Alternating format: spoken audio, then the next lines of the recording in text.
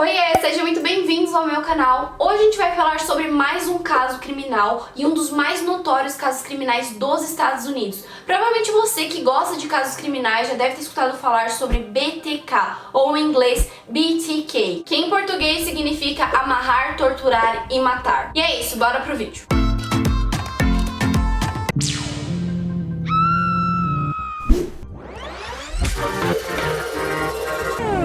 Hoje vamos falar sobre Dennis Lynn Rader. Dennis nasceu no dia 9 de maio de 1945 no Kansas. Dennis era o filho mais velho de sua mãe e desde muito criança ele já tinha a psicopatia de torturar e matar animais amarrados, principalmente gatos. Ele já amarrava os bichinhos, torturava e matava ele desde criança. Então o menino sempre foi psicopata, não foi uma coisa que foi desenvolvendo, sabe? Ele nasceu assim. E quando ele era novo, né, na juventude dele, acho que lá pros 15, 16 anos, ele participava de um grupo de jovens da igreja, um grupo de escoteiros. E nesse grupo de escoteiros ele ficava muito perto das meninas. E ele contava histórias de terror pras meninas, histórias de escravidão, ou então histórias de tortura. E ele falava o quanto ele tinha vontade de amarrar todas elas. Mano, tipo, como que elas não davam um murro na cara dele e falavam, esse cara aqui vai ser psicopata, vai matar geral. Mas assim, desde criança ele já tinha essa cabeça diabólica, essa cabeça doentia. Mano, ele amarrava gato e torturava. Então o cara já sempre foi louco, ele nasceu louco. Mas ainda na sua infância, né, na sua adolescência, todas as pessoas que eu conhecia falavam que ele era um menino bom, um menino estudioso, um menino focado. E muitos dos seus amigos na época, né,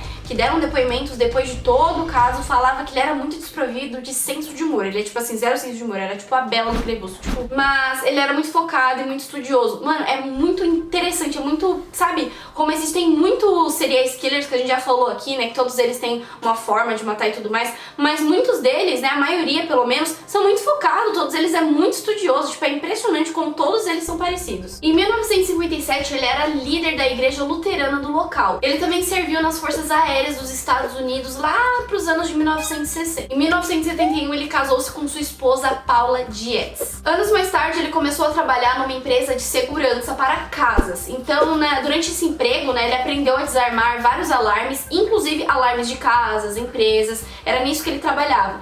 Então, infelizmente, por conta desse trabalho, fez com que facilitasse a vida de serial killer que ele teve. Agora a gente vai começar a entrar na história dos assassinatos, quando tudo começou, quando ele fez o seu primeiro assassinato, que foi em 1974. Ainda no estado do Kansas, ele começou, né, ele iniciou seus assassinatos. No dia 15 de janeiro de 1974, ele matou uma família de 4 pessoas. Todos eles eram membros da família Altero, que a gente vai contar essa história agora, e foi, tipo, uma das histórias, assim, mais notórias, né, mais importantes, vamos dizer assim, pro caso do BTK. Ele invadiu a casa da família Otero, tava toda a família lá, o pai, a mãe, a filha e o filho. Ele mandou todos eles pra um quarto, chegando lá ele amarrou todos os 4. Ele matou o primeiro pai estrangulado e depois ele foi matar a mãe e ela implorou pra que ele deixasse seus filhos viverem, mas ele só deu risada e matou ela também estrangulada. Logo em seguida ele também estrangulou o menininho que também estava amarrado, um menino de 9 anos de idade. E a última que ele matou, o último membro da família, foi uma menina de 11 anos. Ele levou a menina pro sótão, acho que foi pro sótão ou foi pro porão. Lá ele amarrou uma corda no pescoço dela pra enforcar ela.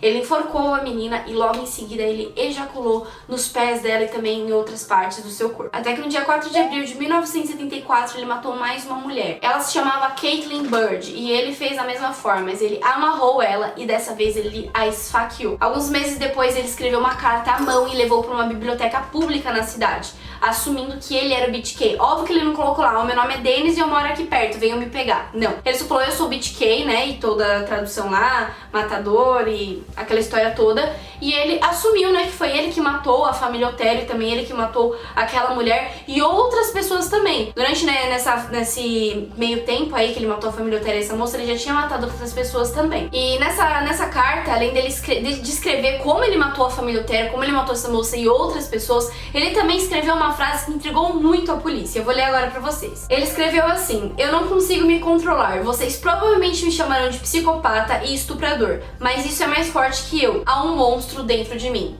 BTK. Ele assinava lá e ele amava que a polícia falasse sobre ele, porque ele realmente queria ser um serial killer. Mas como eu falei, ele não escrevia lá quem era ele, né? Ele só colocava BTK. Agora, como a gente fala de todos os serial killers aqui, que todos eles têm uma marca registrada em todas as pessoas que eles tiram a vida, ele também tinha. E a marca registrada dele era amarrar as pessoas, e ela estrangulava, ou então ele esfaqueava. Ele fazia de tudo, mas a marca registrada dele era amarrar as pessoas. Em algum dos casos, né, dos assassinatos que ele cometeu, ele, além de amarrar a pessoa, ele enterrava o corpo com uma boneca junto com a amarração. O cara era realmente louco. Em 1975, ele e sua esposa tiveram sua primeira filha. Então, nesse meio tempo, né, em 1975 a 1977, ele deu uma pausa de 2 anos, deixou as pessoas viverem, vamos dizer assim.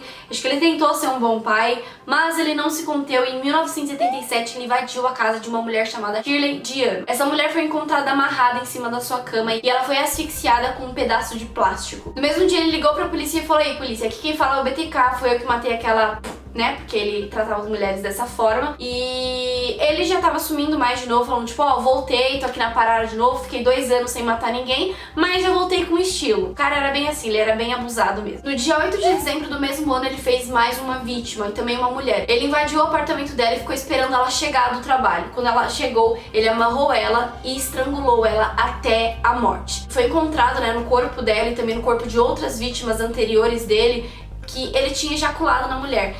No caso delas, ele não tinha abusado, mas de outras mulheres ele abusava delas e depois matava. Mas no caso dessa mulher, daquela outra menininha de 11 anos e de algumas outras, ele primeiro matava e eu acho que depois ele cometia necrofilia e ejaculava nessas mulheres. Isso me faz muito lembrar aquele caso do açougueiro de Roscoe, que ele só conseguia ter ereção quando ele matava, então quando ele torturava as mulheres. Então, mano, todos eles têm a mesma mente diabólica, a mesma mente sombria de querer fazer necrofilia, né, de cometer necrofilia e também de sentir prazer vendo uma mulher sofrer ou então matar ela. Então o cara era louco, igual vários outros serial killers que a gente fala aqui. No ano seguinte, em 1978, ele foi pai mais uma vez, então ele deu um tempo.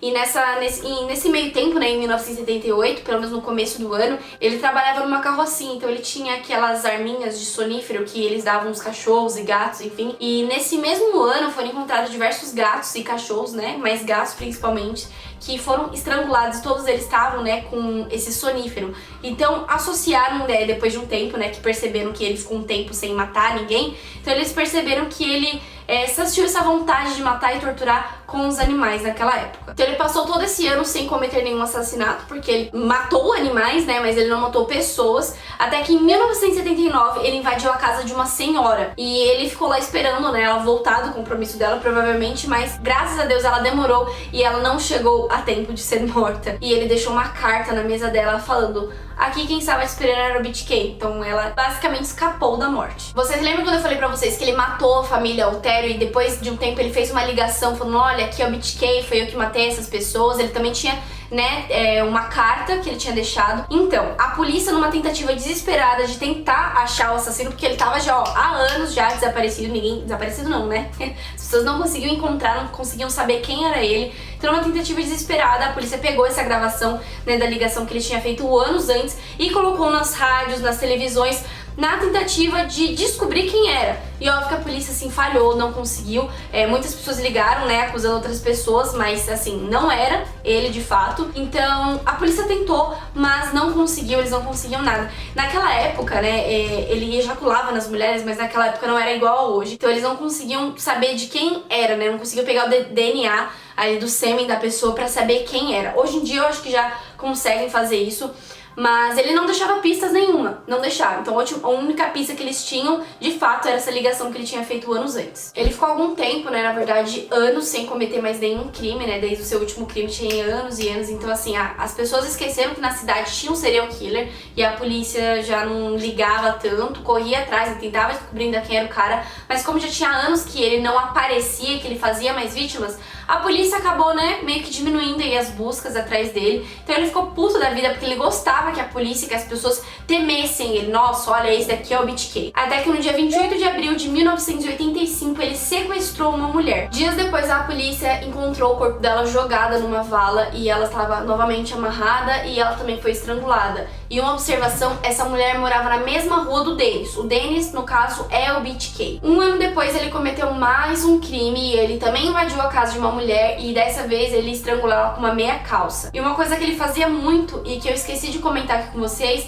é que ele tirava foto de todas as suas vítimas quando elas já estavam mortas ou então durante, né, ali o ato, durante ele matar ou estrangular essas pessoas. Ele tirava foto dessas pessoas e ele guardava com ele mesmo. Ele também pegava objetos pessoais da casa dessas pessoas. Se passaram agora muitos, mas muitos anos, a gente chega em 2005. Então, assim, as pessoas já tinham assim, quem é BTK? Ninguém sabia mais quem era BTK praticamente. E ele ficava puto da vida porque ele queria que as pessoas soubessem que era ele queria ser temido. Até que ele resolveu ressurgir, mas de uma forma diferente, não fazendo mais uma vítima, e sim enviando à polícia pertences de que ele pegava dessas pessoas, né, da casa dessas pessoas, pertences pessoais. Ele enviava cartas também falando, olha, eu ainda tô aqui, vocês não me pegaram, meio que afrontando a polícia. Mas uma coisa que assim foi fatal pra ele, que ele foi muito burro de fazer, mas graças a Deus ele fez, porque foi nisso que pegaram ele, foi um CD que ele enviou à polícia. E nesse CD continham aquelas fotos que a gente falou que ele tirava de suas vítimas e também gravações. E o mais macabro disso tudo é que durante esses anos que ele não cometeu mais crimes, ele se vestia igual às suas vítimas e recriava a cena do crime com ele mesmo. Então ele vestia roupas, né, e se fingia como se fosse uma boneca e tirava fotos pra fingir que ele era vítima dele. O cara era tão louco dessa ideia que ele se saciava vendo ele mesmo como as suas vítimas. Então ele tirava fotos, fazia as gravações e ele gravou tudo isso em um CD e entregou à polícia. A polícia, né, muito inteligente, graças a Deus, finalmente a polícia pensou, eles conseguiam rastrear da onde era aquele CD e onde ele foi gravado. A polícia rastreou o disquete, né, e acharam lá o nome de Dennis Rader, que no caso é o BTK, e viram que foi gravado tudo numa igreja, né, ele gravou todas as fotos numa igreja, e aquela igreja ficava próxima realmente à casa desse tal Dennis, que o Dennis é o BTK, né. Após uma investigação ali na vizinhança do Dennis, né, ele investigou todas as casas, porque não é porque o nome tava no nome do Dennis que realmente foi ele. Então a polícia fez sim uma grande investigação, mas óbvio que a partir daí ele era o principal suspeito. Quando a polícia chegou na casa dele, né, tava a esposa dele e os filhos dele, mas ele não estava. E aí a polícia foi mais inteligente, a polícia recolheu amostras de DNA da filha dele e com essas amostras de DNA conseguiram ver que o sêmen, né, que estava no corpo de várias de suas vítimas batia com a do Dennis. E foi aí que pegaram e falaram, é esse filho. No dia 26 de fevereiro de 2005, o chefe de polícia Norman Willis anunciou à polícia que Dennis Rader era o BTK e acusado por mais de 10 homicídios. Ele foi acusado a 8 homicídios de primeiro grau e outros 2 homicídios que também foram relacionados a ele. E então Dennis Rader recebeu uma sentença de 10 prisões perpétuas. Na época, né, no estado do Kansas, onde ele morava e onde ele cometeu ali a maioria de seus crimes, não tinha a sentença de morte. Então foi por isso que eles condenaram ele a 10 prisões perpétuas. Hoje ele tá vivo, se eu não me engano ele tem 70 e poucos anos, mas eu vou deixar aqui certinho pra vocês. E logo após isso, né, as pessoas ficaram chocadas, os seus filhos, amigos, familiares. Sua esposa conseguiu se divorciar dele, né, quando ele foi preso e conseguiram comprovar. Mas assim, no começo, como todas as outras famílias, não queriam acreditar que realmente era ele, mas tinha as provas dele certinha. Então ele foi acusado a 10 prisões perpétuas. Também tem documentários sobre ele, por isso que eu falei que foi um dos casos mais notórios, né, dos Estados Unidos sobre serial killer. Existe um livro sobre o BTK e existem 2 filmes também. O nome deles são O Assassino BTK e BTK, um assassino em série. Fora isso também tem documentários, tem tudo. Então assim, realmente foi um dos casos mais notórios, mais perturbadores, né? Eu não vou deixar aqui fotos pra vocês, porque senão o YouTube pode tirar esse vídeo do ar. Mas se vocês pesquisarem no Google fotos BTK, vocês vão ver as fotos que ele tirava de suas vítimas mortas, dele se fantasiando de boneca, como se fossem suas vítimas. Então assim, cara louco mesmo. Mas é isso, gente. Espero muito que vocês tenham gostado desse vídeo. Foi um vídeo muito pedido por vocês também lá no meu TikTok. Vou estar deixando aqui as minhas outras redes sociais, vocês vão seguir lá, porque eu tô postando todos os dias. Deixem nos comentários algum caso criminal que vocês querem que eu traga, ou então qualquer outro tipo de vídeo que eu vou trazer aqui pra vocês. Espero muito que vocês tenham gostado. Um beijo e até a próxima.